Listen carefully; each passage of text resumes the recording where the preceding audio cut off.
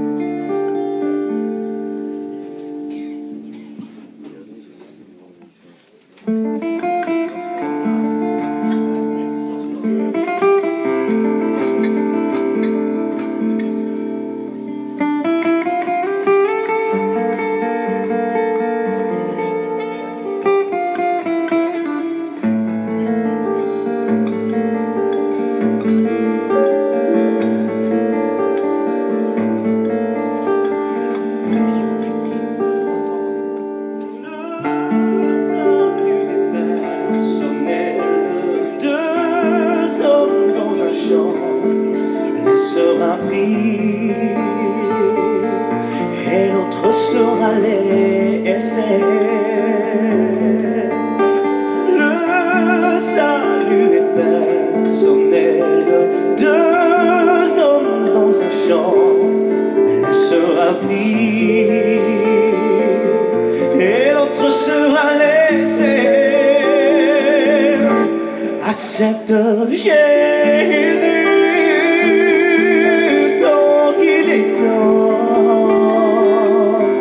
Accepte Jésus,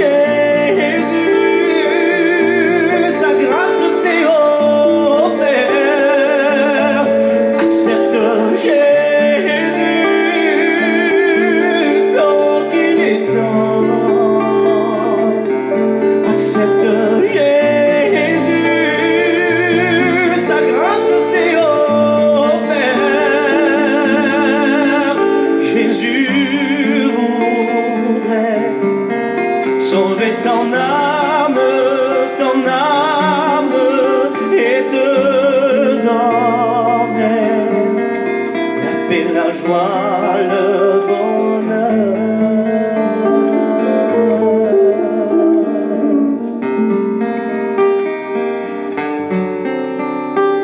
Tu peux chanter, prêcher, témoigner.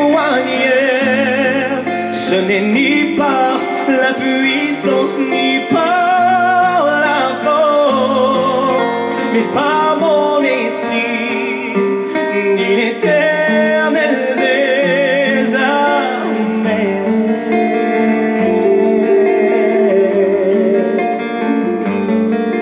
Tu peux chanter, prêcher, témoigner.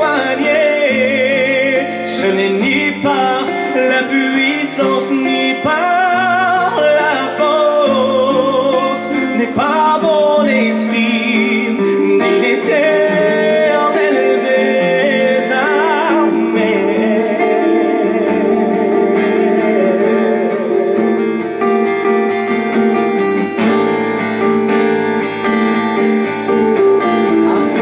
Affermis ses vos cœurs,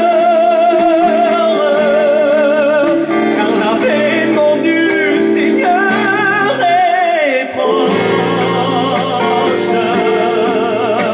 Et cela est dans le seul but de lui est agréable, agréable.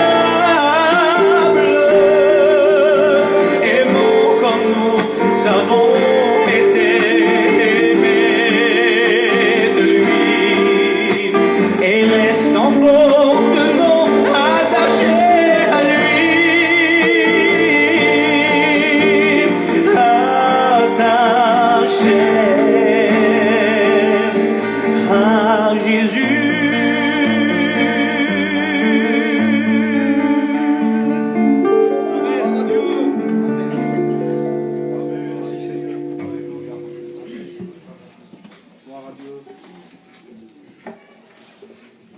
Merci Seigneur, Amen, pour ce beau cantique, que Dieu soit glorifié.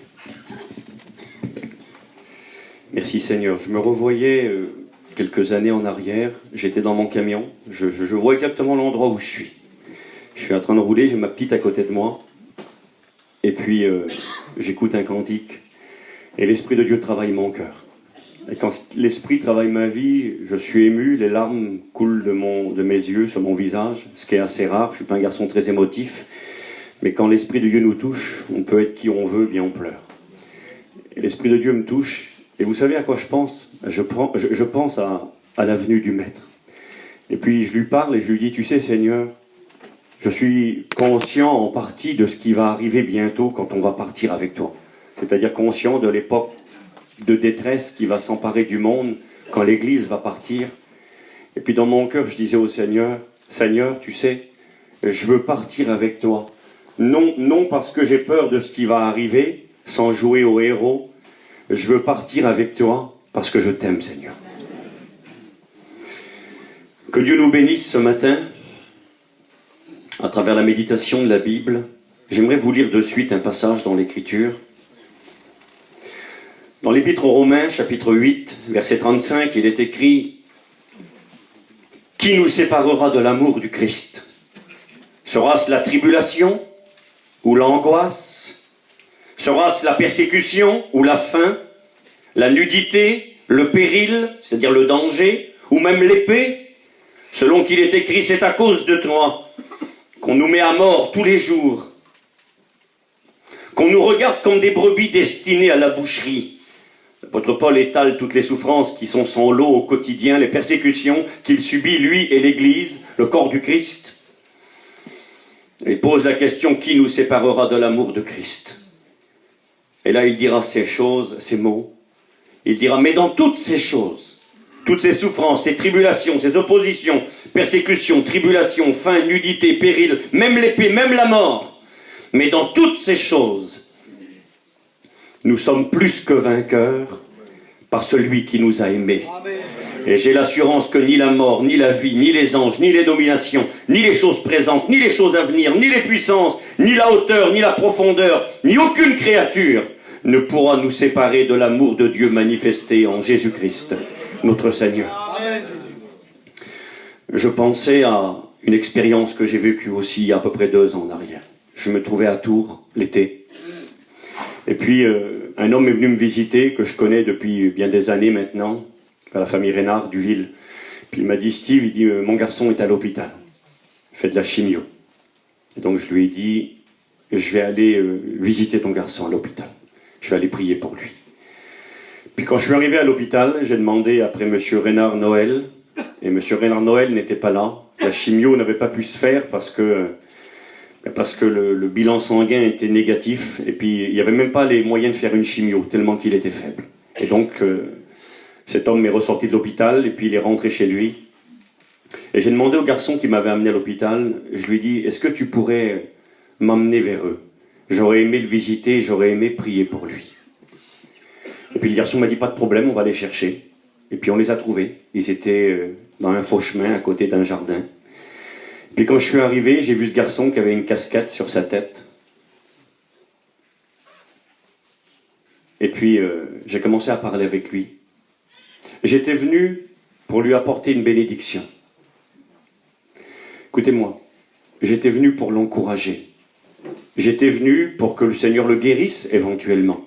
Parce que Jésus guérit, amen. Alors j'étais venu le voir. Il avait un cancer à la tête, une tumeur à la tête. Et puis j'étais venu donc pour l'aider, prier pour lui. Et puis durant la discussion qu'on a eue, il a commencé à parler avec son père et en riant, il rigolait. Il a chanté un cantique. Il a chanté « Je louerai ton saint nom, malgré les soucis de cette vie, et Dieu sait qu'ils sont nombreux, malgré la tristesse ou l'abandon, je louerai ton saint nom. » Et puis il a dit à son père, il a dit « Tu sais tata, je me suis engagé à suivre Jésus, moi, un chrétien authentique, un garçon d'une 30aine d'années. Je me suis engagé à suivre Jésus, alors dans les bons jours, merci Seigneur. Mais dans les mauvais jours, merci Seigneur aussi. Si vous sauriez ce que ça a fait en moi. C'était pas des mots, c'était pas un cantique pour bien chanter, pour montrer qu'on chante comme on chante, mais c'était pas ça, c'était... Le cantique, c'était lui. Ça collait à sa vie, c'était lui. Le garçon que je venais de visiter, écoutez-moi bien, il était seul avec 2 enfants. Sa femme l'avait quitté suite à la maladie. Quand il est tombé malade, atteint de cette maladie, sa femme l'a abandonné, elle est partie avec quelqu'un d'autre. Elle l'a abandonné avec 2 petites filles. Cette maladie a continué son œuvre en lui.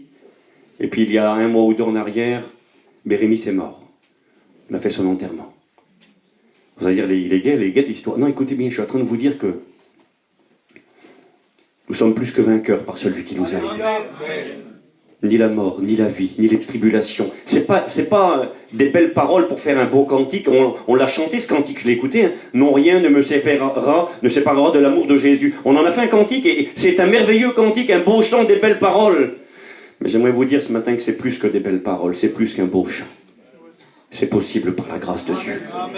Ce garçon ayant tout perdu, sa santé, sa compagne, avait toutes les raisons de se plaindre, toutes les raisons de gémir, toutes les raisons de pleurer, toutes les raisons de se révolter, de lever le poing contre le ciel. Mais ce garçon, avec une paix réelle, avec une force qui venait du ciel, était en train de m'encourager. Je vous dis, j'étais venu l'encourager, je suis reparti, j'étais mort. Je dis, Seigneur, combien tu es grand. Tu es capable de nous aider dans les pires souffrances. Tu es capable de nous aider dans les pires situations. Je me répète, plus d'épouse, la maladie est là, à un niveau tellement élevé qu'aujourd'hui, il est parti dans la gloire près de son maître. Et je me souviens, les gens de sa famille disaient, c'est son cantique à lui, ça. Toujours il chante le cantique. Je louerai ton saint nom. Malgré les soucis de la vie, je vais te louer, Seigneur. Je vais t'adorer parce que tu es mon Dieu. J'aimerais vous dire ce matin que Dieu peut nous aider. On a chacun nos combats à des degrés différents. Mais c'est une réalité de toute façon. Le combat de l'un n'est pas le combat de l'autre. Il y a des gens qui devant les montagnes font face. Puis des fois, nous, c'est pas une montagne, c'est une petite colline. Mais c'est trop dur pour nous. Le chemin parfois est trop long pour nous. Et j'aimerais vous dire que Dieu peut nous aider. J'aimerais lire 2 versets dans l'Écriture et on va prier le Seigneur avec Fredo. On va lire ensemble, si vous le voulez bien. Dans 1 Corinthiens, on va lire le chapitre 1 Corinthiens, le dernier chapitre, chapitre 16. 1 Corinthiens 16, le verset 22.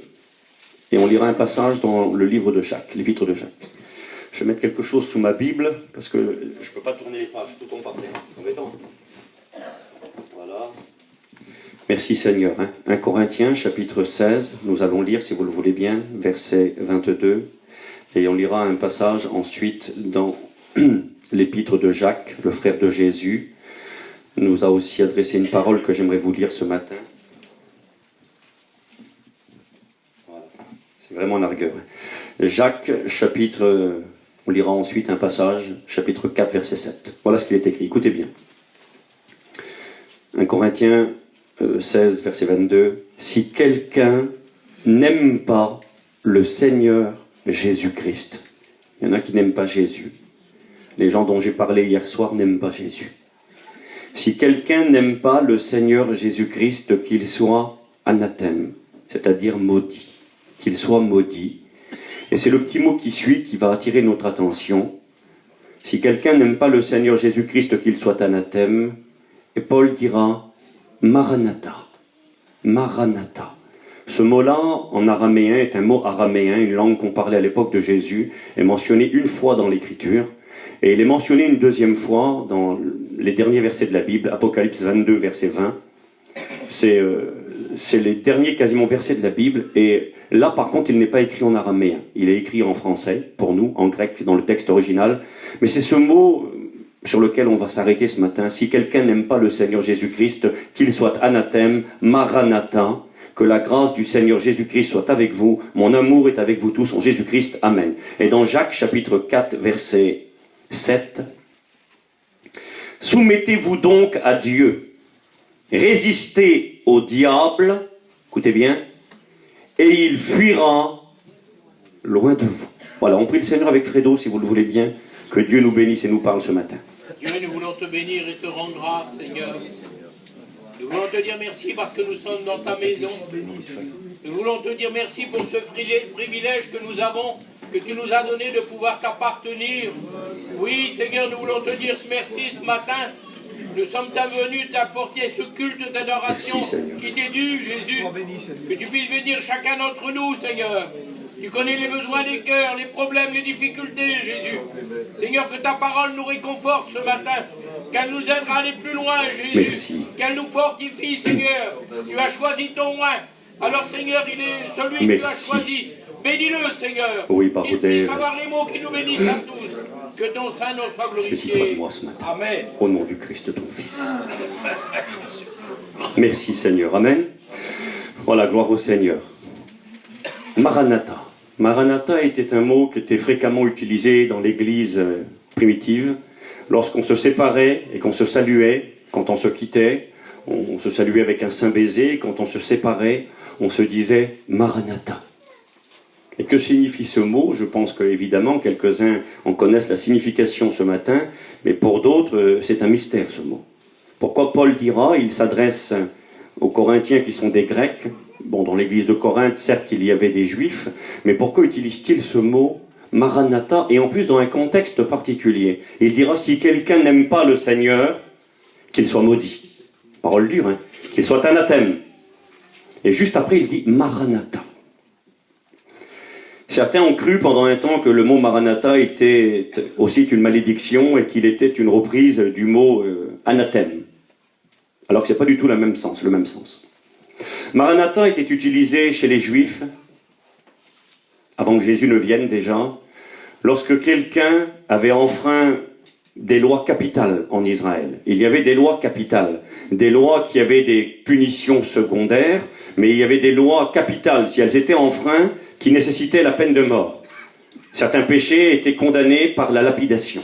On était exécuté. Devant certaines désobéissances, il y avait donc la peine capitale était prononcée, et il y avait un seul moyen d'échapper à la mort par lapidation, c'était lorsque ceux qui t'accusaient, les témoins qui prenaient position contre toi, qui t'avaient vu pécher, sur la déposition de 2 ou 3 témoins, quand on enfreint la loi de Moïse, on peut être condamné à la peine de mort. C'est écrit dans Hébreux chapitre 10. Eh bien, quand les témoins qui avaient vu de leurs yeux et qui avaient pris position contre une faute majeure, une faute grave, s'ils ne voulaient pas exécuter celui qui était passible de la peine de mort, ils lui disaient Maranatha. Et cet homme pouvait partir. Il était exclu de la communauté, plus le droit de citer en Israël. Il était rejeté, il était comme un mort. Il demeurait en vie mais en sursis. Il était anathème, il était maudit et on lui disait Maranatha. Et il pouvait partir. Maranatha a 2 significations. La première est celle-ci, c'est le Seigneur vient. Le Seigneur va venir. Et quelque part, quand on disait à quelqu'un qui avait enfreint la loi Maranatha et qu'on le laissait en vie, c'était une manière de dire, écoute, c'est pas nous qui te jugeons, mais le Messie va venir et tu auras des comptes à lui rendre. Et c'est lui qui va te punir. D'ailleurs, il est écrit, ainsi parle l'Éternel, à moi la vengeance et la rétribution.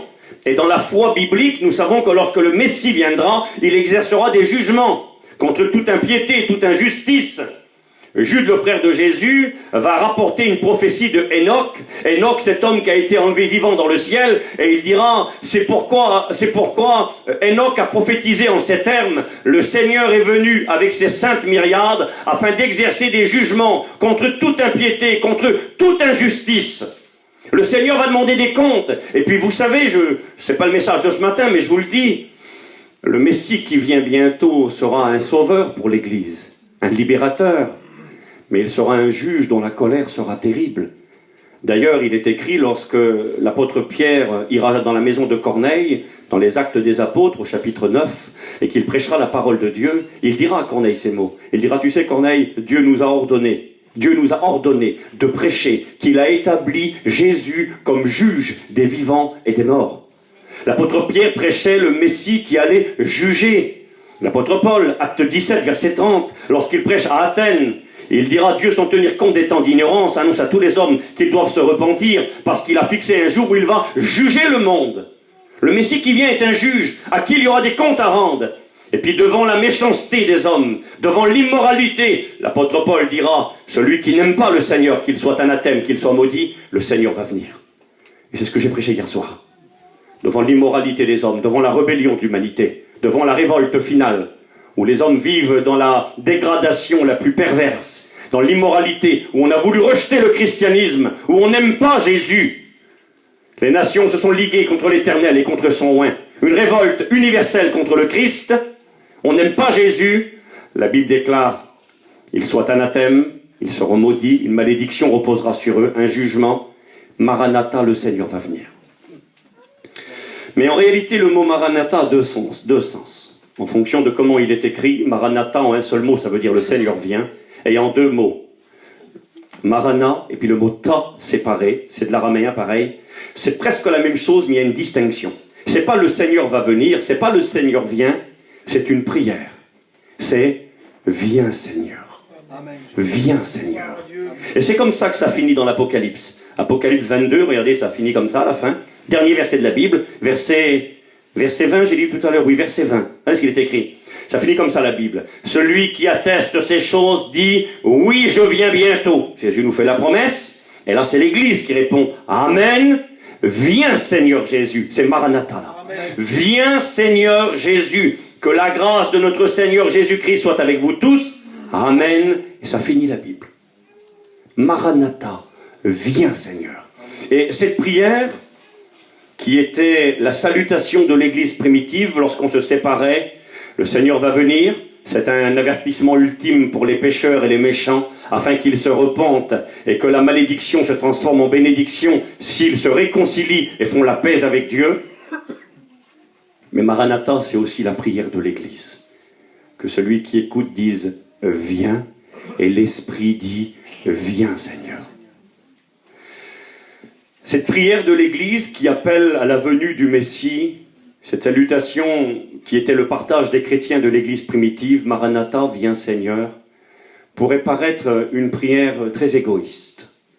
Et peut-être que certains encore ici ce matin pourraient dire ou se dire, si on écouterait quelqu'un à la fin de la réunion sans parler araméen et dire Maranatha, mais si quelqu'un pourrait peut-être dire ce matin, viens nous prendre Seigneur, viens. Certains pourraient dire, écoute mon copain, t'es gentil, mais moi je veux pas que Jésus vienne. Moi, je veux pas qu'il vienne. Alors là, on est plein d'amour. On aime nos familles, on aime les gens qui nous entourent. Et on dit, non, mais moi, ma famille n'est pas encore prête. Mes enfants sont pas prêts. Mon mari n'est pas prêt. Ma femme n'est pas prête. Mes parents sont pas prêts. Moi, je veux pas que Jésus revienne. À la limite, ça serait pas trop mal. Ça serait une bonne décision de dire, je veux pas que Jésus revienne maintenant parce que j'aime les miens et je veux vraiment qu'ils soient sauvés. À la limite. J'ai écouté, il y a quelques années en arrière, des gens qui ne voulaient pas que Jésus revienne. Pas parce qu'ils pensaient à leur famille qui n'était pas convertie et prête. Ils ne voulaient pas que Jésus revienne parce qu'en réalité, ils se sentaient tellement bien ici-bas. Il y a des gens qui étaient bien. Quand ils étaient en mission, les belles places, l'hiver, ils ont un beau terrain, ils ont des moyens, il n'y a pas de malades, on manque de rien. On a même écouté des chrétiens dire, mais qu'est-ce que je vais faire au ciel, moi? Bon, s'il faut y aller, on va y aller, voilà, on n'aura pas le choix. Je vais vous faire une confidence. J'ai un petit-neveu, moi, le fils de mon neveu, mon petit-neveu. Il a 5, 6 ans, 7 ans le petit. Et vous savez ce qu'il me dit le petit là? Il dit, mon oncle, moi je veux pas être chrétien. Je veux pas aller dans le ciel. Sérieux? Il a 7 ans, il veut pas aller au ciel. Vous savez pourquoi? Il me dit, moi je veux pas aller au ciel parce que je veux pas mourir. Le petit il a 7 ans. Dans sa conception d'enfant, pour aller au ciel, il faut mourir. Alors il dit, moi je veux pas mourir. Alors s'il faut mourir pour aller au ciel, ben moi je veux pas aller au ciel. Il dit, moi je veux pas être chrétien, je veux pas aller au ciel, je veux pas mourir. Il y a des chrétiens qui veulent pas aller au ciel. C'est embêtant ça, hein? Ils ne veulent pas aller avec Jésus. Mais écoute, je suis bien. S'il faut y aller, on ira, mais je suis bien. Mais écoutez, je vais vous dire quelque chose. C'était il y a quelques années, ça. Aujourd'hui, je crois que ça a beaucoup changé. Cette prière de l'Église qui invoque le Seigneur Maranatha, viens, Seigneur Jésus, n'est pas une prière égoïste. N'est pas une prière indifférente à l'égard du salut de ceux qui nous entourent. Je peux comprendre des gens qui disent, je suis père de famille, j'ai des filles qui sont aujourd'hui en âge de prendre des décisions. Et je peux comprendre qu'on puisse dire, Seigneur, l'horreur va bientôt s'abattre sur l'humanité, la désolation, et certainement je ne veux pas que mes enfants que j'aime connaissent ce temps-là. Et c'est pour cela qu'il faut tout faire pour que nos enfants ne connaissent pas ce temps-là. Il ne faut pas simplement dire, moi je ne veux pas que Jésus revienne, il faut tout faire pour que nos familles se convertissent. Par nos prières, par notre attitude, par notre témoignage, par notre quotidien. Montrons du sérieux dans notre vie spirituelle. Montrons à ceux qui nous environnent qu'on attend vraiment le retour du Seigneur. Vous avez écouté certainement Xavier Patate dire ça, je l'ai vu faire un jour dans une réunion. Il disait, il donnait un exemple très simple. Il disait, mettez-vous quelque part où il y a plein de monde, écoutez-moi bien, où il y a plein de monde. Et puis commencez à faire comme ça, regardez, faites comme ça. Regardez vers le ciel, fixez vos yeux. Et il dit, vous allez voir, sans rien dire, hein, il y a quelqu'un qui va venir à côté de vous, et puis qui, comme ça, instinctivement, pareil que vous, il va commencer à regarder en haut. Obligatoire. Pourquoi qu'il guette en l'air celui-là? Il va guetter en haut. S'il y en a deux qui font ça, le troisième qui arrive, tout le monde va dire, mais qu'est-ce qu'il y a en haut? Pourquoi tout le monde regarde en haut? Ah oui. Il disait, eh bien, si aujourd'hui l'Église regarde vers le ciel, les gens qui vous environnent vont venir vers vous, ils vont dire, pourquoi tu regardes vers le ciel? Parce que Jésus qui va venir du ciel. Mais il y a des chrétiens qui ne regardent pas vers en haut. regarde vers la terre, il regarde vers en bas. D'ailleurs, quand on regarde la posture de l'Église, dans l'évangile de Luc au chapitre 21, verset 28, il est écrit que l'Église allait courber et qu'elle a les yeux rivés sur le sol. Elle ne regarde plus vers le ciel, l'Église. Et je ne suis pas là comme un juge ce matin. Vous savez ce qu'il y a dans mon cœur pour vous? Et je l'ai pour beaucoup d'églises aujourd'hui. J'ai l'opportunité de visiter quelques églises. Et puis j'ai reçu ça dans mon cœur. Je n'ai pas envie de pointer du doigt les gens, puis vous écraser, et puis appuyer sur des points douloureux, sensibles. Je n'ai pas envie de faire comme ça, vous voyez. J'ai envie de faire comme ça. J'ai envie de tendre la main aux gens dans les réunions. J'ai envie de vous prendre la main, et puis vous serrer bien fort, avec la grâce du Seigneur, et puis essayer de vous en sortir. J'ai écouté un prédicateur qui m'a dit ça un jour, et ça m'a affecté, ça m'a attristé. Il m'a dit ces mots, et puis quelque part, il y avait une grande vérité dans ce qu'il disait. Il m'a dit ces mots, je me souviens, on était devant la gare, il me ramenait à la gare pour rentrer chez moi, et il m'a dit, tu sais Steve, on est la seule armée qui achève ses blessés. Je ne sais pas si vous comprenez. La seule armée qui achève ses blessés. Dans un champ de bataille, il arrive parfois que des soldats soient blessés. C'est normal, tout le monde n'est pas tué, certains sont blessés. Et normalement, c'est les ennemis qui vont essayer de vous achever, mais pas votre armée. Quand tu es blessé, normalement, tes copains, ils te protègent, ils se mettent devant toi, ils t'attrapent, ils te mettent à l'arrière, ils te soignent, ils pansent tes plaies, afin de te redonner de la force pour retourner ensemble au combat. Et le frère disait, nous sommes la seule armée qui n'épargne pas ses blessés, mais qui les achève. Quand quelqu'un, parfois, il lui arrive une avarie, quand quelqu'un n'est plus à la hauteur, quand quelqu'un a failli, quand quelqu'un a fauté, nous ne sommes pas appelés à l'exécuter. Nous ne sommes pas appelés à lui appuyer sur la tête pour qu'il coule encore plus. Nous sommes appelés à lui tendre la main pour le sortir. Et ça, c'est pas toujours acquis. Parfois, on voit cette indifférence, cette dureté, cette cruauté à l'égard de nos frères et sœurs. Il a fait mal, il a fauté, il s'est trompé, il a failli, il est abattu. On le pointe du doigt, on l'accuse, on parle sur lui, on lui fait du mal, au lieu de lui tendre la main. Que Dieu nous aide, frères et sœurs, dans les temps qui sont le nôtre, à nous serrer les coudes, à nous arranger, à essayer de tout faire. On est dans le même camp, on est dans la même armée, on vit le même combat, on a un même ennemi et on a la même espérance. À être ensemble ce matin.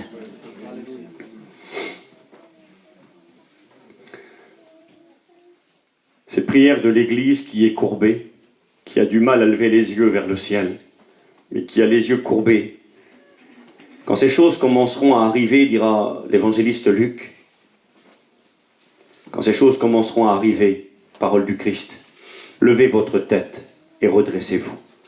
Une Église qui est courbée, une Église qui a les yeux rivés sur le sol, courbée et les yeux rivés sur le sol parce qu'elle est oppressée, parce qu'elle est écrasée, parce qu'il y a un fardeau qui pèse lourd sur son dos, courbé, oppressé, écrasé, aussi parce que le monde a un attrait trop important à l'égard de l'Église.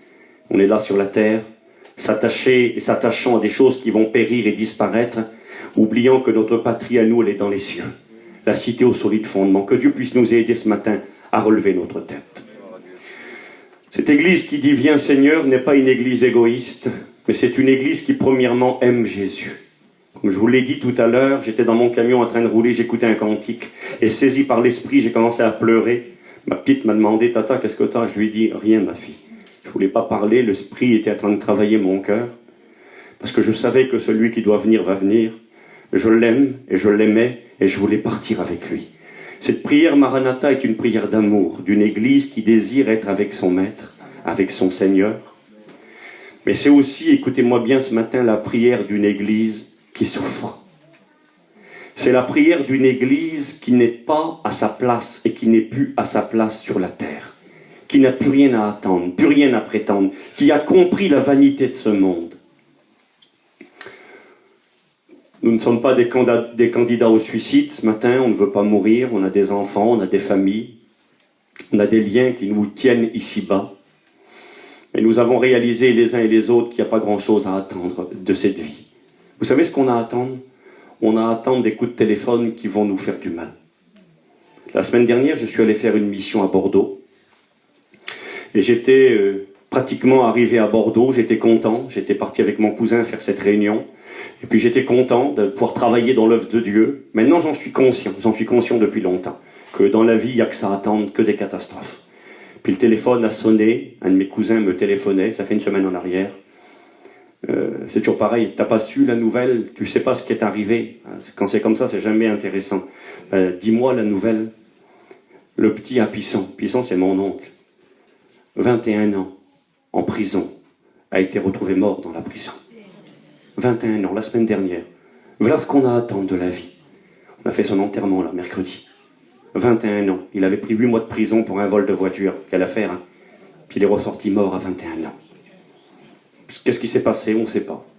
Les gendarmes disent, monsieur, on est désolé, j'ai accompagné mon oncle, ma famille, j'ai été avec eux à Rennes, récupérer le corps, c'était compliqué, on a parlé avec les policiers. Ils ont dit, monsieur, on est désolé, on n'a rien d'explication. Vous aurez la réponse de l'autopsie dans 1 an et demi, pas loin. Dans 1 an et demi, vous verrez ce qui s'est passé. On peut rien vous dire, voilà, on n'a pas d'informations.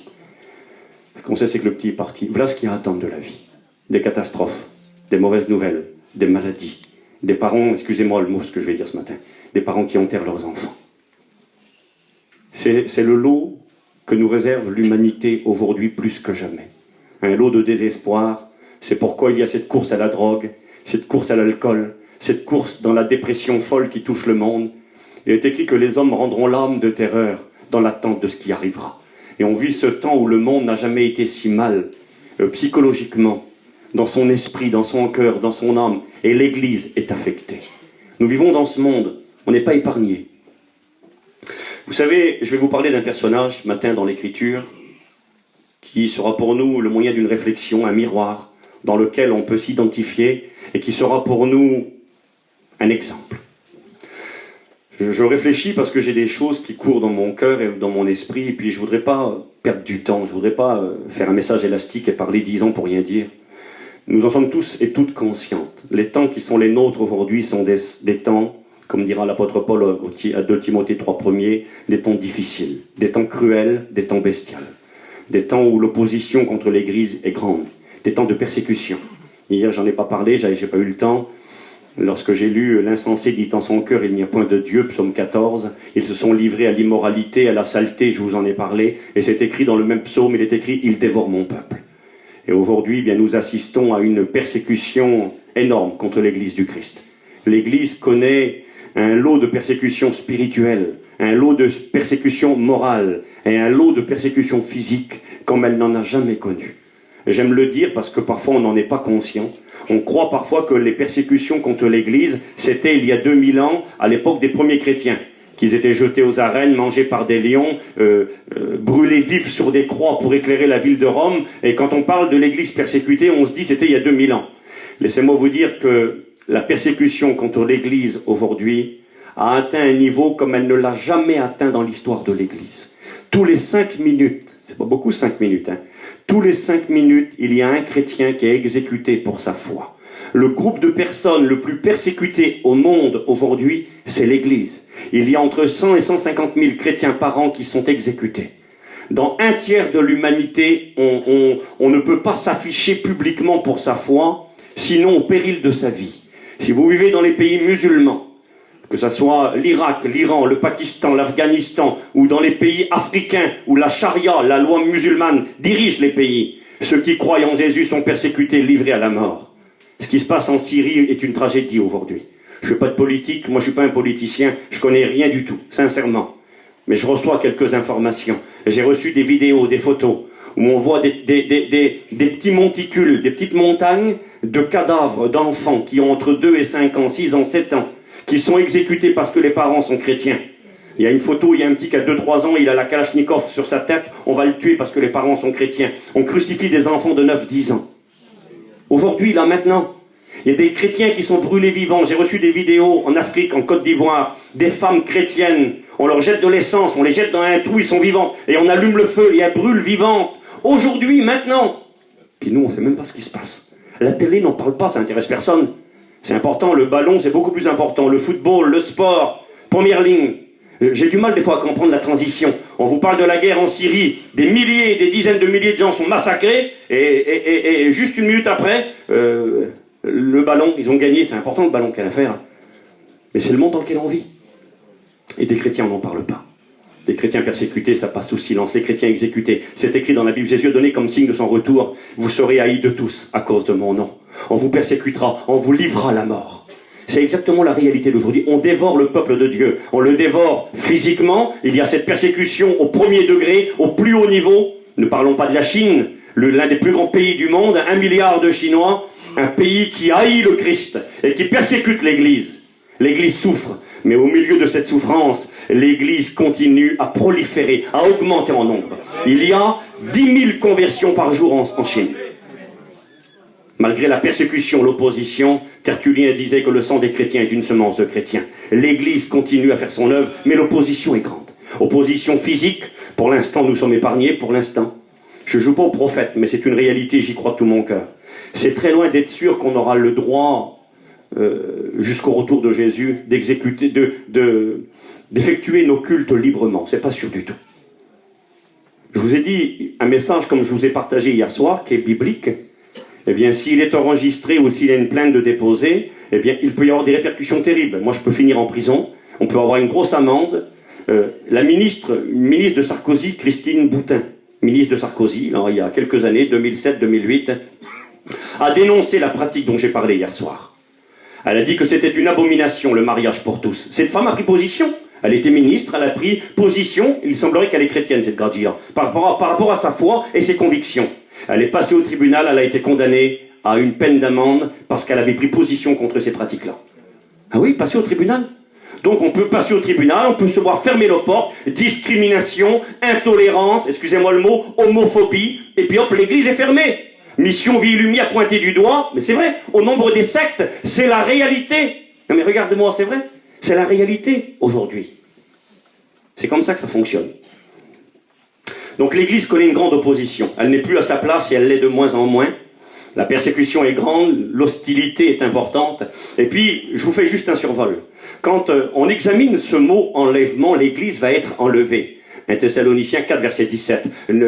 Et nous serons enlevés à la rencontre du Seigneur dans les airs. Enlevés. Certains frères ici le savent, on a fait les écoles bibliques, on a appris les mêmes études. Barlow nous donne un cours sur l'enlèvement, et quand il parle de l'enlèvement, il nous explique ce que signifie le mot enlèvement dans le texte grec. Parlez pas grec, moi non plus, je vous rassure. Et c'est vrai. Le mot enlèvement se dit en grec harpazo, c'est pas important ça. Mais il explique la signification du mot harpazo. Harpazo signifie enlever quelque chose, saisir quelque chose, prendre quelque chose ou quelqu'un. Quelque chose de précieux pour celui qui le prend. De précieux pour celui qui le prend, saisir, prendre quelque chose de précieux avec rapidité, tel un vol, avec rapidité pour le prendre pour soi et pour le mettre en sécurité. C'est ça que ça veut dire. Saisir quelqu'un ou quelque chose rapidement pour le prendre pour soi et le mettre en sécurité. Ce mot-là est utilisé lorsqu'il est dit que le loup vient pour ravir. Le mot est utilisé lorsqu'il est dit que l'oiseau vient et qu'il enlève la semence. Et c'est une image qui est utilisée pour le diable, qui vient pour enlever, comme un voleur, enlever ce que Dieu a mis dans nos vies, quelque chose de précieux, et il veut le prendre, l'enlever. Le mot est utilisé pour cela, et il est utilisé dans plusieurs passages de l'Écriture. On pourrait faire une prédication là-dessus, on aurait même plus qu'une prédication, mais je vous donne juste une petite idée de survol. Le mot enlèvement.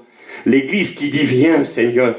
Non seulement il va venir pour punir le monde et demander des comptes à ceux qui ne l'aiment pas, mais cette Église qui dit « Viens, Seigneur », pas une prière égoïste, une prière d'amour et une prière d'une Église qui subit, d'une Église qui souffre, d'une Église qui est courbée, qui est oppressée. Et je le vois de mes yeux. Je ne vous connais pas, la majorité d'entre vous, intimement, je vois des visages qui sont familiers. Mais je suis conscient, parce que je suis pasteur d'une Église, et parce que je suis un chrétien, tout simplement. Moi aussi, je suis un chrétien. Et c'est pas parce que je m'appelle Steve ou que je suis prédicateur que je suis épargné ou que je suis privilégié. Je crois que les prédicateurs, bien au contraire, sont des cibles privilégiées pour l'ennemi. Quand Satan arrive à écraser, oppresser, faire tomber un serviteur de Dieu, eh bien il a un pactole pour lui. La famille derrière, l'Église est impactée, l'Église est touchée de plein fouet, et nous ne sommes pas épargnés. L'Église connaît une forte oppression aujourd'hui. Et le mot « enlever » qui a été choisi pour parler de l'enlèvement, nous serons enlevés, nous le retrouvons dans plusieurs passages de l'Écriture. Harpazo. Nous le trouvons, j'ai noté, dans Acte 23, verset 10. Il est écrit que, je ne fais pas les lectures parce que c'est juste un survol, ce que je vous dis là. Que lorsque Paul va être arrêté pour sa foi en Jésus, pour sa foi dans la résurrection des morts, eh bien, il va comparaître devant le tribunal religieux, le Sanhédrin, en Israël. Le Sanhédrin était composé de deux groupes de personnes, principalement, ceux qu'on appelait les pharisiens, les séparés, qui étaient très attachés à la parole de Dieu, qui croyaient à la résurrection des morts, qui croyaient aux anges, qui croyaient aux esprits. Et ils avaient la foi dans la Bible. Et il y avait un autre groupe qui était un groupe très influent, j'en parlerai pas longuement, les Sadducéens. Et ceux-là avaient aussi la foi dans la Bible, mais pourtant ils ne croyaient pas à la résurrection des morts, ils ne croyaient pas à la vie après la mort, ils ne croyaient pas aux anges. Il y avait une distinction de conviction dans le tribunal religieux d'Israël. Et l'apôtre Paul, il est arrêté pour sa foi, il comparait devant eux, et puis il va leur dire ces mots. Il va dire « Je suis pharisien, fils de pharisien. C'est à cause de l'espérance dans la résurrection des morts que je suis devant vous aujourd'hui. » Et donc il lance quelque part un conflit entre les deux groupes. Et là il commence à y avoir une dispute. Il est écrit que la clameur fut grande, vive. C'est-à-dire qu'il a commencé à avoir des cris. Ils ont commencé à crier les pharisiens. Mais il n'a rien fait de mal cet homme, il a peut-être vu un ange. Il croit à la résurrection des morts. Il a commencé à y avoir un conflit. Et il est écrit dans la parole de Dieu que Paul il est au milieu. D'un côté les Sadducéens, d'autre côté les pharisiens, les deux groupes qui sont opposés. Paul il est au milieu et on va commencer à attraper Paul. Comme ça, à le déchirer d'un côté, à le déchirer de l'autre, à le pousser. Et puis c'est marqué que le soldat romain qui était là, le tribun, il était responsable d'une cohorte de soldats, 600 soldats. Il regarde la scène, il voit Paul, il voit les gens là, les pharisiens, les Sadducéens, il voit la scène et c'est écrit comme ça. Le tribun, craignant que Paul ne soit mis en pièces. On allait tuer Paul. On allait le tuer, l'arracher. Certainement lui arracher les cheveux, lui arracher ses habits, lui taper dessus. On allait le tuer et c'est marqué. Le tribun, craignant que Paul ne soit mis en pièces, fit descendre ses soldats au milieu de ces gens. Il saisit Paul, c'est écrit, il l'enleva du milieu d'eux et il l'emmena dans la forteresse Antonia. C'est le mot harpazo qui est cité là. Paul allait être mis en pièces, allait être déchiqueté. Il y avait une oppression, un combat, une clameur qui était énorme. Paul, il est au milieu. Et si le tribun n'intervient pas, Paul est mort. Il est enlevé in extremis pour être placé dans la forteresse Antonia. C'est exactement ce qui va se produire pour nous bientôt. On va être arraché, enlevé, à un moment qui sera in extremis. L'opposition, je l'ai dit, la persécution va grandissant, personne ne dit rien, ça laisse indifférent les médias du monde entier, sans parler du combat spirituel que nous vivons tous et toutes. Nous ne sommes peut-être pas persécutés physiquement, il n'y a peut-être pas d'outrage, il n'y a peut-être pas de coups, il n'y a peut-être pas d'emprisonnement pour l'instant, mais combien sont grandes les épreuves et combien sont lourds les combats qui sont menés dans notre esprit. J'ai prêché il y a 15 jours ici à Chambourcy. J'ai prêché sur le combat spirituel dans les pensées. Et il y a combien de chrétiens qui, peut-être, s'ils ne prennent pas de coups dans le visage, à la limite, ça serait peut-être mieux. Mais les combats qu'ils vivent dans leur cœur, dans leur âme, on n'en parle même pas. On a honte. On a peur d'être incompris. On a peur que les gens nous montrent du doigt ou nous méprisent ou nous calomnient. Si les gens savaient ce que tu vis ce matin. J'ai été fort étonné. Il y a 2 ans, quand j'étais à Tours, l'expérience que je vous ai parlé tout à l'heure du petit Bérémis, j'ai eu l'occasion, lorsque je me trouvais dans cette ville, de rencontrer un prédicateur que je ne connaissais pas, que je n'avais jamais vu. Ce prédicateur a prêché là-bas, un jour dans la semaine, je ne me rappelle plus. Et moi j'ai fait une réunion, il a prêché, donc j'ai rencontré ce frère, je l'ai écouté prêcher la parole de Dieu, comme les prédicateurs qui sont là ce matin, et moi-même. Je l'ai écouté prêcher, c'était bien.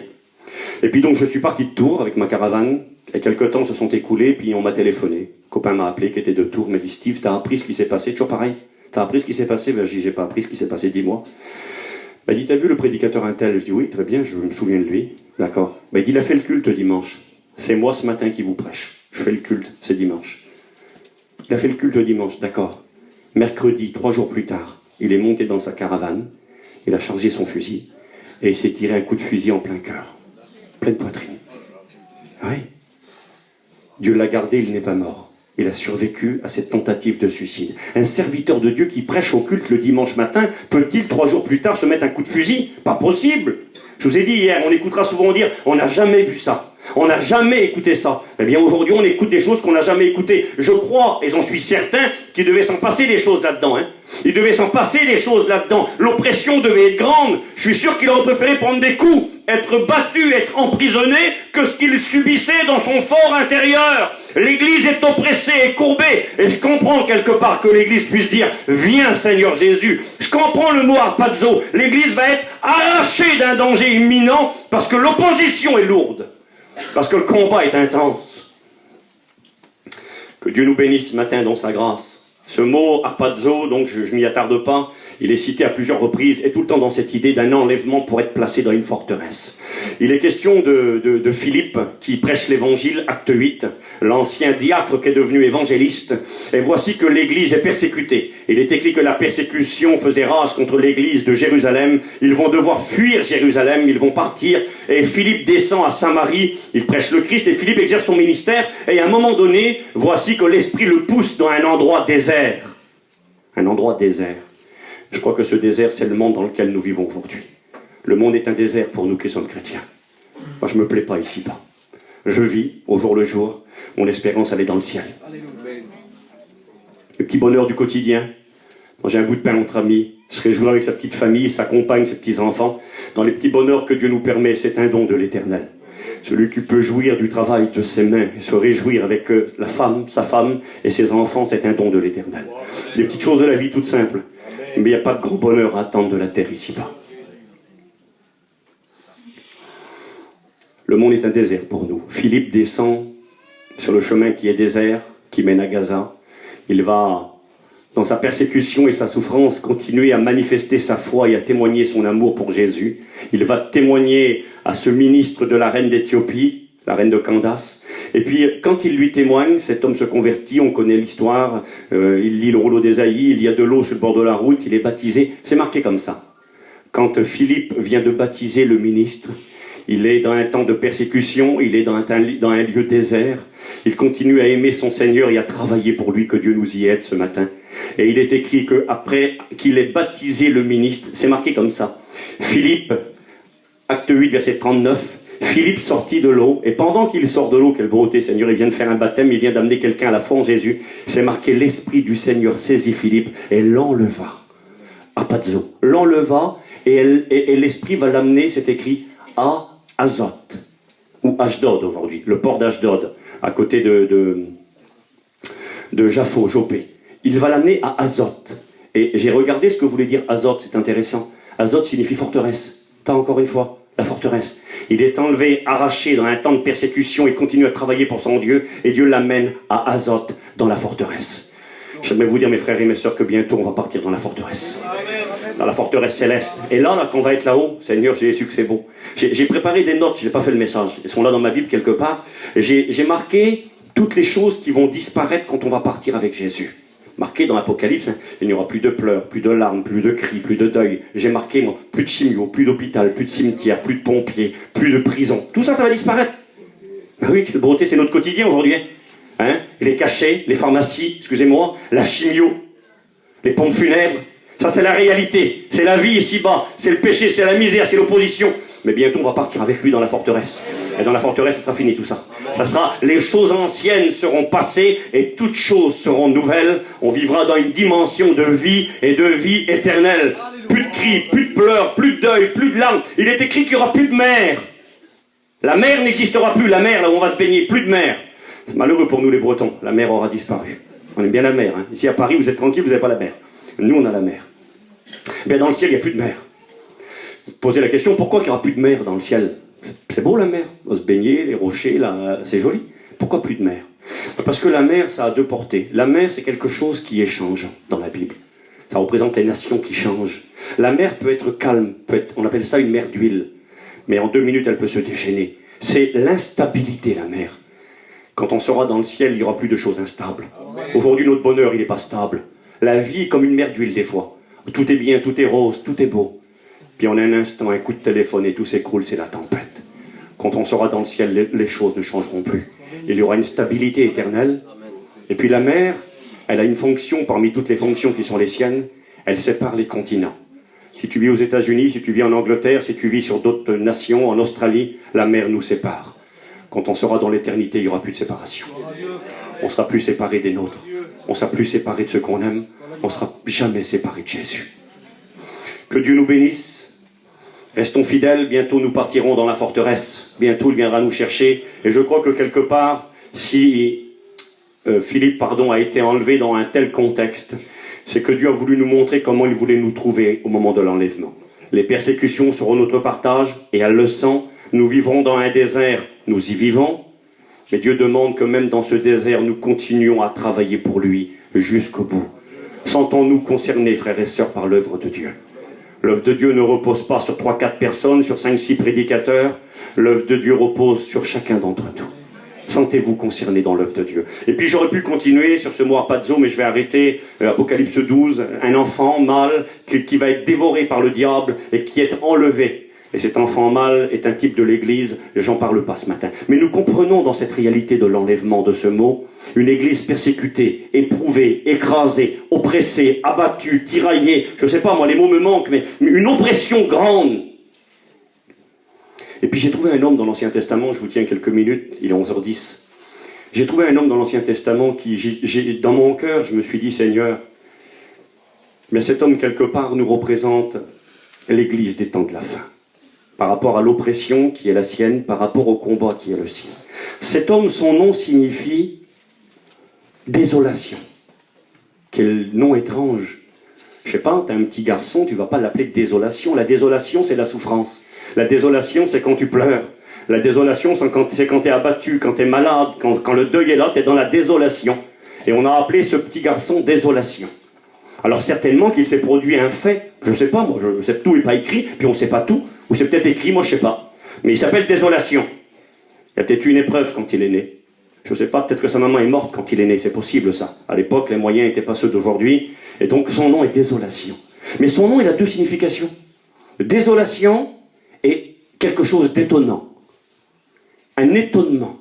La désolation est quelque chose qui est étonnant. Et moi j'ai marqué ces mots, Dieu peut nous étonner dans nos désolations. Dieu peut nous étonner, puis Dieu voudrait t'étonner ce matin, dans ta désolation. Cet homme s'appelle Shama. Shama, ça veut dire étonnement et désolation. Il est question de lui dans... J'ai noté la référence, ici, dans 2 Samuel, chapitre 23, versets 11 et 12. On va lire un petit peu pendant quelques minutes. Une église oppressée, je vous l'ai présenté, vous le savez, il n'y a pas besoin d'une étude approfondie. Nous vivons ces temps où l'oppression est grande, où l'église est affligée, où on va être enlevé, sans quoi nous serions mis en pièces et déchiquetés, comme l'apôtre Paul, mais Dieu va venir nous chercher. Mais en attendant, écoutez-moi, en attendant, c'est pas facile. Paul, il a été tiraillé à gauche, tiraillé à droite, on est tiré de tous les côtés, on est tiraillé. On souffre, on ne sait plus où on en est, puis il faut être honnête, des fois on est tellement déstabilisé que, excusez-moi, on est comme quelqu'un de sous, on ne sait même plus où on est, on titube. On ne sait plus. On n'arrive plus à faire face. On n'arrive plus à faire face aux questions sans réponse qui nous affligent. L'épreuve est lourde, les combats sont là, les problèmes sont là, l'opposition spirituelle est là, l'attraction du monde va de plus en plus grande, l'iniquité s'accroît, c'est difficile. Regardez ce qu'il est écrit. On lit ensemble, si vous le voulez bien, dans 2 Samuel. On va lire ensemble quelques versets, 2 versets. Chapitre 23, verset 11. C'est marqué, il est question de Shama, qui est un vaillant héros de David. Après lui, Shama, fils d'Agé, d'Arar, les Philistins s'étaient rassemblés à l'Échi. Il y avait là une pièce de terre remplie de lentilles, et le peuple fuyait devant les Philistins. J'arrête la lecture ici pour l'instant. Il est question d'un fait dans la vie d'Israël où Israël va être en conflit avec le peuple philistin. Il est écrit que le combat faisait rage, la réalité qui est notre quotidien aujourd'hui. Le combat faisait rage. Et là, il est écrit dans le texte biblique qu'à un moment donné, l'ennemi va avoir le dessus. L'ennemi va avoir le dessus à un point tel que ça va être la déroute au sein du peuple d'Israël. C'est marqué, nous l'avons lu. Les Philistins s'étaient rassemblés à l'Échi, il y avait là une pièce de terre remplie de lentilles, et le peuple fuyait devant les Philistins. Le peuple fuyait. Tout à l'heure, je vous ai lu le verset dans l'épître de Jacques, chapitre 4, verset 7. « Résistez au diable avec une foi ferme, et il fuira loin de vous. » Et je me souviens qu'aux études, Paillon nous disait « Satan est un ennemi vaincu, il nous tourne le dos. Il s'en va en fuyant. » C'est vrai. C'est vrai dans la mesure où notre foi est ferme. Et quand notre foi n'est pas ferme, il ne fuit pas loin de nous. La Bible compare Satan à un lion rugissant. Alors je pense que vous êtes des gens vaillants ce matin et courageux, mais j'aimerais vous dire que devant un lion, il faut être sûr de soi. Je suis déjà devant un chien. Quand tu vas chiner le matin, oui, tu sonnes à la porte, et puis que le chien il arrive devant la porte, hein, et puis que tu es bloqué. Alors tu sais ce que tu fais? Tu fais une vina, un coup de chiquet, tu fais coucher, hein, non, tu fais va-t'en, tu es sûr de toi, dans toi tu trembles. Si le chien il a peur qu'il se sauve, michto, t'es sauvé. Mais des fois ça marche pas ça, hein. Des fois tu dis coucher, mais il couche pas aussi. Coucher, va-t'en, il aboie encore plus fort, tu dis je suis fait. Ben oui, et tu sais ce qui se passe? Quand tu dis coucher au chien, qu'il est méchant, qu'il est en colère et qu'il se sauve pas, tu sais ce que tu fais? Ben, c'est toi qui te sauves. Ben oui, c'est toi qui couches. Ben oui, tu te sauves à fond. J'ai un copain un jour, Seigneur, il était en train de chiner une maison, il a sonné, et il a vu un chien. Il a dit au chien coucher, le chien n'est pas parti. Il s'est sauvé, il a voulu sauter le portail. Il a sauté le portail, les pieds en tapant le portail. Il a tombé en avant, il s'appuie par-dessus le portail. Ben, vous savez, on dit au chien coucher, et des fois on voudrait dire à Satan coucher. Quand on a une foi qui est ferme, il s'en va, Satan. Il se couche et il dégage. Résistez-lui avec une foi ferme et puis il va vous tourner le dos, il va partir, c'est vrai. Vous savez ce que je crois? Je crois qu'aujourd'hui, eh bien, notre foi n'est pas tout le temps ferme. Et qu'on est troublé. Vous savez, quand l'épreuve, l'affliction, la maladie, le combat sont là, et on n'est pas toujours au plus haut de notre foi spirituelle. On se pose des questions. On n'est pas tout... Écoutez bien, je suis en train de prêcher à l'église actuellement, on fait une série de réunions sur pourquoi la souffrance dans la vie chrétienne. Pourquoi la souffrance? Pourquoi Dieu ne fait rien, il semblerait, dans certaines situations? Pourquoi je prie pendant 10 ans, je jeûne, je prie, je pleure, je fais tout ce que je peux pour quelqu'un que j'aime, puis au lieu de s'améliorer, ça s'aggrave, et parfois même c'est une catastrophe qui s'abat sur nous. Combien de gens ont prié pour des êtres chers qui ne sont plus là aujourd'hui? Et quand ça arrive, frères et sœurs, on ne comprend plus.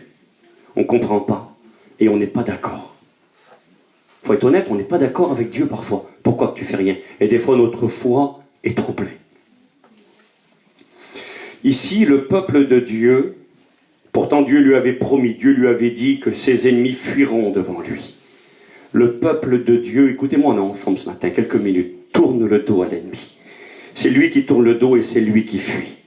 Et je crois qu'aujourd'hui, eh bien, nous assistons aussi parfois dans nos églises à cette réalité spirituelle. Une église, pas qui tourne le dos à Dieu. Non, non. Il y a des gens qui tournent le dos à Dieu, quelques-uns. Ils sont comme Démas et Judas. Ils aiment le siècle présent. Ils livrent leur maître. Ce sont des traîtres, ça existe. C'est vrai, malheureusement. Des gens qui aiment le monde et qui abandonnent Jésus pour le monde.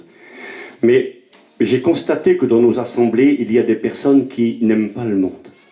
Qui ne veulent pas être des Judas ni des Démas, mais qui, à cause des épreuves de la vie, à cause des combats répétés, intenses, sont tellement affligés qu'ils n'ont plus la force de lutter, qu'ils tournent le dos à l'ennemi, pas à Dieu, à l'ennemi, et puis qu'ils n'ont même plus des fois la force de venir à la réunion. J'en ai vu, moi j'en connais. Je pense à un garçon qui vit une épreuve, sa petite fille est malade, elle a 9 ans. Elle est malade, et puis ce garçon-là, sa maman est venue me trouver, sa belle-mère. Elle m'a dit, mon frère prie pour mon Jean, pour son foyer. Je le connais bien, c'est un copain à moi. Je ne vais pas donner trop d'indications ce matin, je le connais bien. Il m'a dit, si tu saurais qu'est-ce qu'il souffre avec sa petite qu'à 9 ans. Et parce qu'il souffre, il ne vient même plus à l'église. Il ne vient pas à la réunion, pas parce qu'il n'aime plus le Seigneur, il aime le Seigneur. Pas parce qu'il a envie d'aller dans le monde, il n'a pas du tout envie d'aller dans le monde. Il est tellement affligé et abattu, il n'a même plus la force de venir à la réunion. Et je crois qu'il y a des chrétiens qui aujourd'hui sont comme le peuple d'Israël à ce moment-là. Ils ont tourné le dos dans le combat. Ils ont arrêté de lutter, arrêté de combattre. L'ennemi est en train de leur faire du mal, eux ils tournent le dos et ils essayent de s'enfuir comme ils peuvent.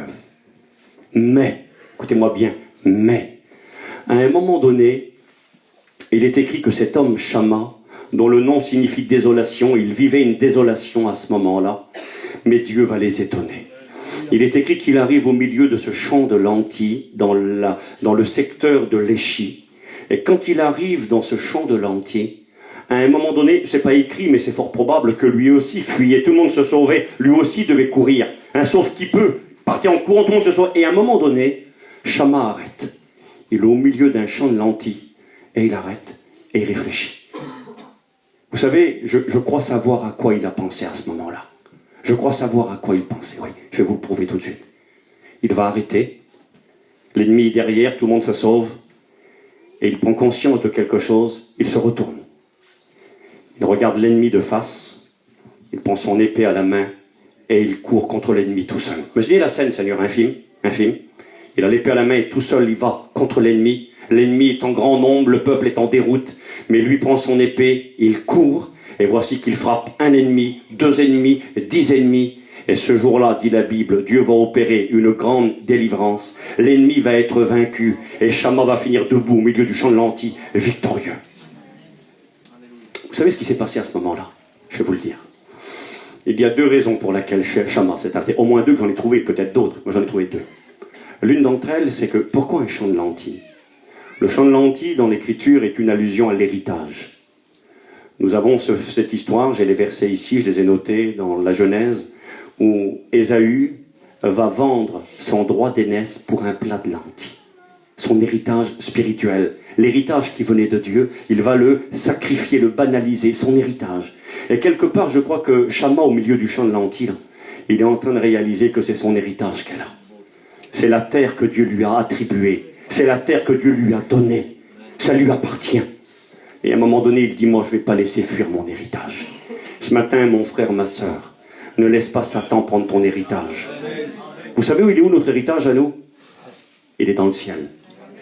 Dans l'épître aux Éphésiens, Paul dira ces mots, il fait une prière. Et il dira que Dieu illumine les yeux de votre cœur, afin que vous sachiez quel est l'héritage qu'il réserve à ses saints, quel est l'héritage qu'il a pour nous dans le ciel.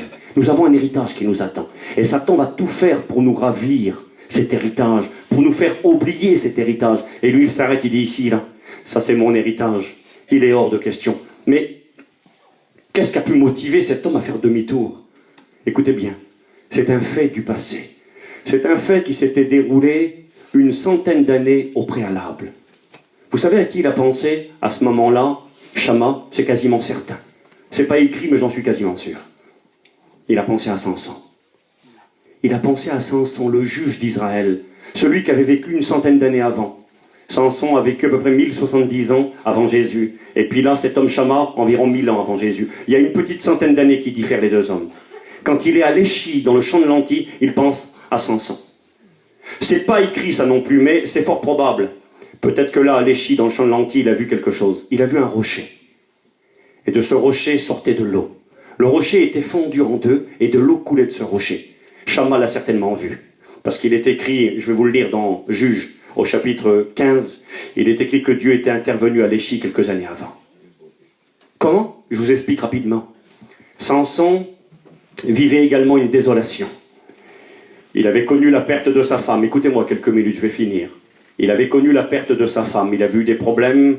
La femme qu'il aimait, avec qui il désirait fonder un foyer, il y a eu des soucis, on n'a pas le temps d'en parler. Mais sa femme a été assassinée par les Philistins. Sa femme est morte brûlée. Son beau-père a été assassiné par les Philistins. Et donc on peut comprendre le désarroi de Samson. Sa femme est morte. Et dans son affliction, il va s'en prendre aux Philistins. Il va leur faire la guerre. Nous savons comment il va utiliser des renards, mettre le feu dans les récoltes philistines.